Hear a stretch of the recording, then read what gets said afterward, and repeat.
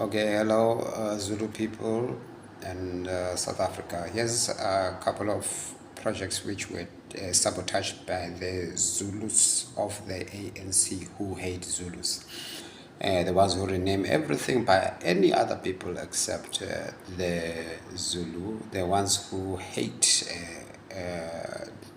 the capital of KZN being Ulundi, and would rather it is the colonial capital of Pietermaritzburg, like Sibundebele fought tooth and nail to ensure that Pietermaritzburg stays as the capital, though despite all the colonial heritage thereof and what was done to the Zulu people. So Sibundebele, the Zulu, defended white people, white colonialists, in keeping the KZN capital in Pietermaritzburg, and many other things which we've seen these nasty Zulus who hate Zulus and hate their own selves doing in KZN for many years. So I'm not surprised that they are now again fighting against the removal of the word Natal from KwaZulu-Natal to being KwaZulu. And of course they are arguing with the monarch. They have never respected the monarchy, by the way. So in all their engagements, they've been very vociferous against anything that has got to do with Zuluness and Zulu pride. They've always wanted to impose non-Zulus over Zulu people. That is why even when South Africa was fighting against illegal immigrants and fed up of foreign originating surnames themselves, where 3 mayors of Johannesburg were being imposed on us who were controversial surnames of foreigners in the midst of the fed upness that we had. We saw in KZN the same happening, the Tebolas of Pietermaritzburg, them Kolisi Kawundas, just to basically say up yours by the ANC of Cyril Ramaphosa and Zulu self-haters. So now that's basically essentially what I was just saying. So I just want to now list a couple of things that they did here in Durban, apart from renaming the streets with their communists and non-Zulus, except for a token few that they named after Zulus. Here's what the ANC also did. You see the Point Waterfront projects that was initiated by white people of Durban. And then in the year 2008, there was American recession. And this great plan there was for Durban Waterfront failed, not because of them, but because of the American recession. Trevor Manuel refused to bail out companies, therefore it affected companies like that.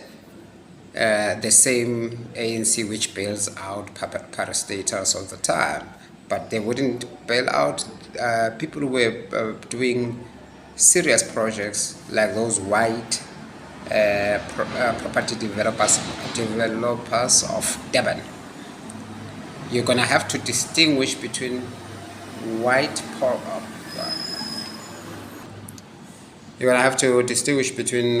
property developers of Durban versus white property developers of Gauteng and Cape Town who are being imposed on Durban, and Indian property developers. Basically, we've got 3 folk who are all actually the Johannesburg and Cape Town ones are property mafias, so are Indian ones. The Durban white property developers were not necessarily mafias. And then Delangobona comes in somewhere there, but they were the blacks who kept being sidelined for projects, as ANC Zulus gave all projects to Indians. So if you look at Durban, 90% of government projects have gone to Indians who are called black. They've been BEE beneficiaries. Now you can appreciate that it's not easy for a black company to get capital. So our black people, even very capable, but did not have money to win projects. And you have thought that BEE would have helped, didn't. 90% of projects in Durban went to Indians. That's another story. Zulu,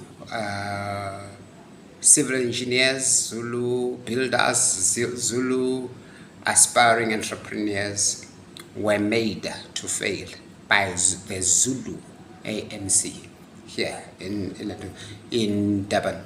So now the same thing happened to white Durbanites who started Point Waterfront. They were not aided. What happened eventually, to cut that long story short, we saw now the ANC taking that project and going to invite Malaysians to take over, which cannot be a coincidence. Malaysia is a Muslim country.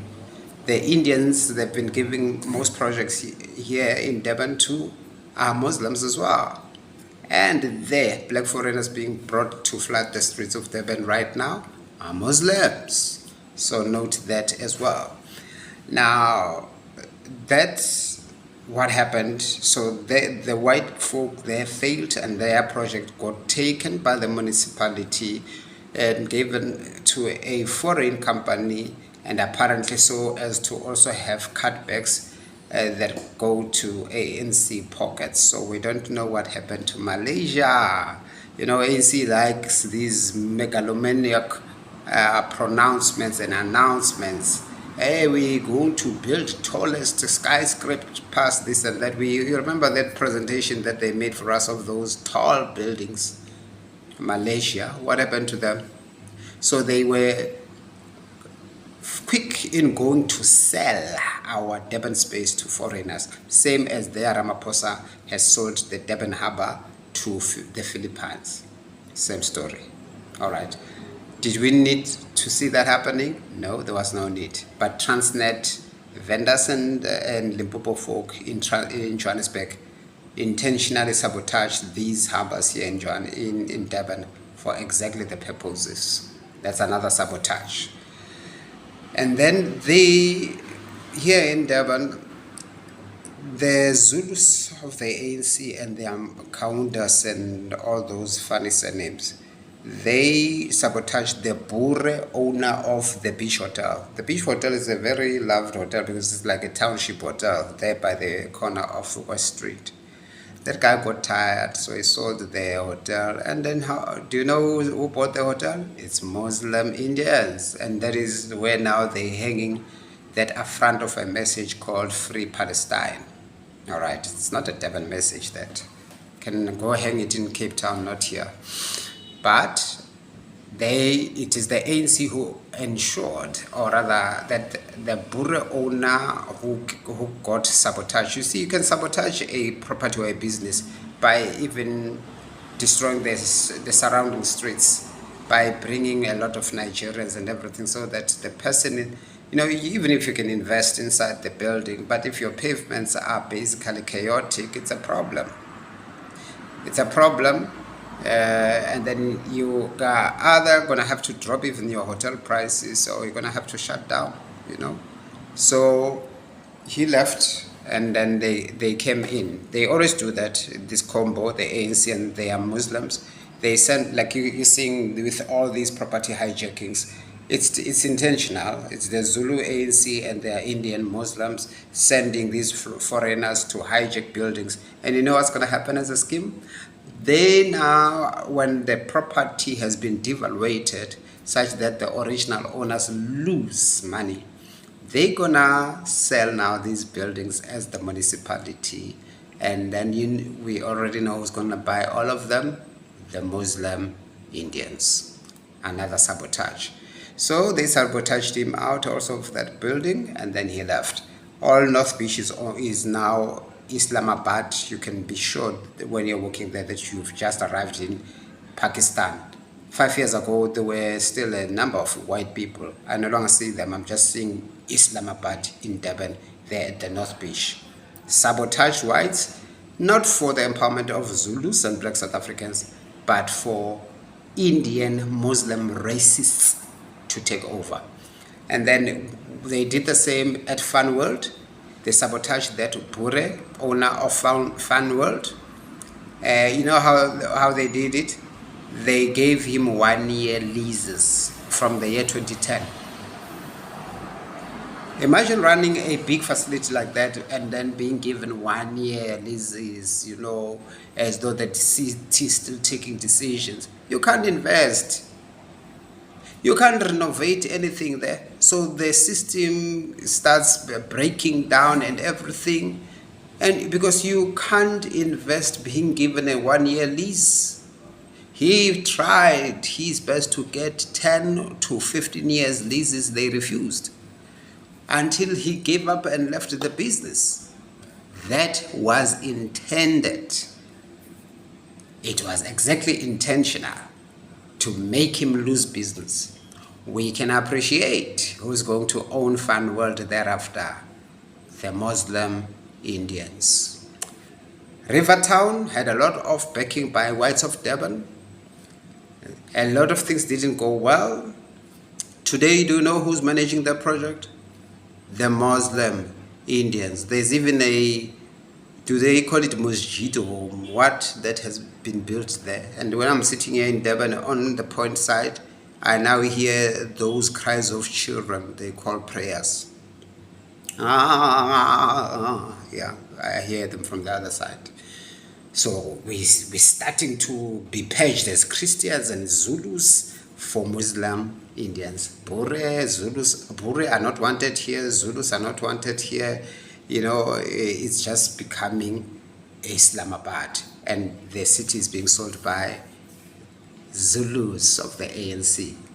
Now let's go, let's go to the stables market. They did the same. They sabotaged those people for Ivan Khoza of Soweto. Khozaga is not a Zulu, before you guys got confused. He's a Shangaan from Mozambique. His father was from Mozambique. He's like Blade in Zimbabwe. All right. For me, these are people who don't like Zulus. That's a discussion for another day. So the ANC sabotaged stables market, which was feeding 10,000 mouths for many years. They sabotaged it because Ivan Khoza wanted to build a soccer development agency. A story similar to the story which came after the stables, came that Johannesburg story of Van Valley. Remember that the scandal said 3 billion. Yeah. That issue is the same issue as this that happened in Durban. The Durban one happened earlier, and patriotic, let's call them patriotic Durbanites, tried to defend their Durban, but these ANC punks, these ANC Zulu sell-out punks, and basically took them to court, and then the court, who trusts South African courts, the courts gave victory to the Ivan Khozas, and then I don't know what happened 2020. So suddenly this project is coming back to life, and they're saying they're going to restore the stables and the likes. Oh, really? So these are sabotages that were intentionally done to put other people out of business for the ones that the ANC wanted to be in business. All right. So I'll stop it here for now. There's something that I'm forgetting, but let me stop it here. Thank you.